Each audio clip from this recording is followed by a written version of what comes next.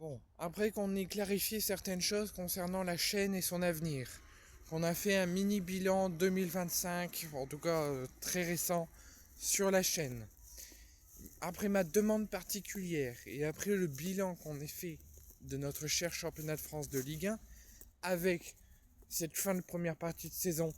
cette surprise lensoise, la fatigue parisienne et le retard marseillais,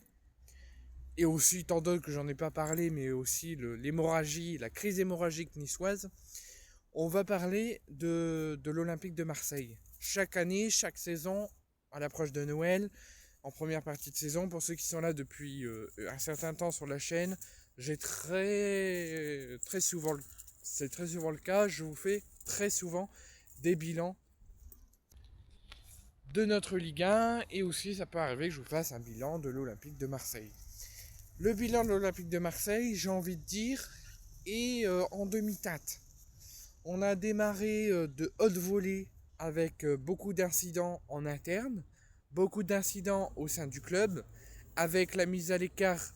temporaire puis définitive et les départs du coup à la suite de Jonathan Rowe et d'Adrien Rabiot,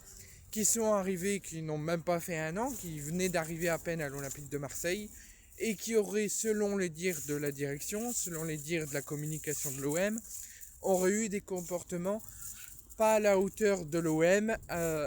contre l'intérêt de l'OM, contre l'intérêt du projet de l'institution, et que le club et l'institution passent avant tout, et que les intérêts personnels n'y passent pas.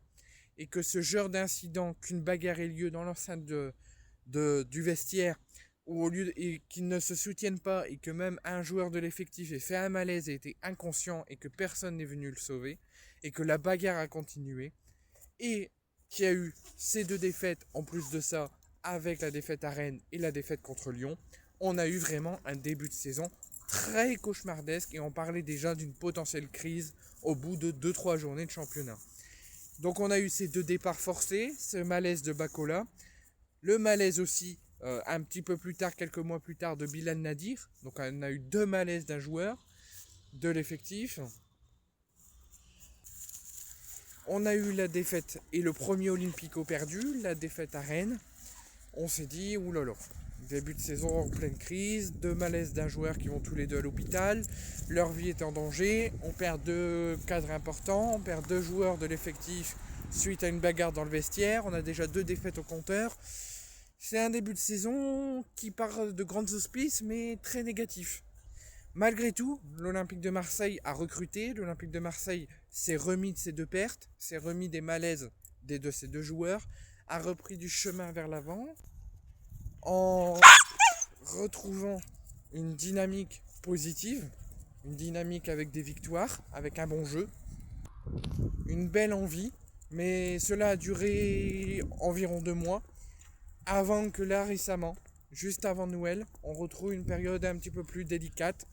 où on perd des matchs qu'on ne doit pas perdre, on est miraculé par l'arbitrage vidéo sur toutes les fois où on ne l'a pas été.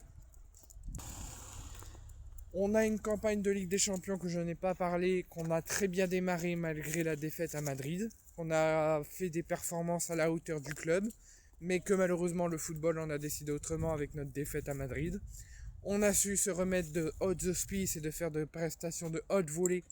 avec la victoire à l'Union Saint-Gilloise et la victoire contre Newcastle. Malgré que la victoire à l'Union Saint-Gilloise est très miraculée parce qu'on aurait pu très bien rentrer de Belgique avec 0 point ou avec 1 point.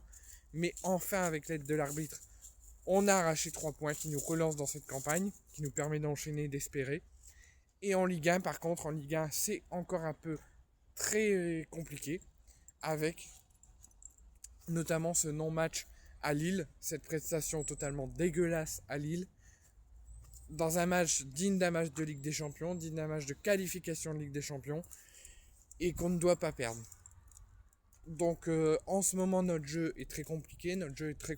à le comprendre, mais malgré tout nous sommes troisième, nous sommes rapprochés du Paris Saint-Germain de notre objectif de la deuxième place, et maintenant il faut profiter des vacances pour se ressourcer, pour se préparer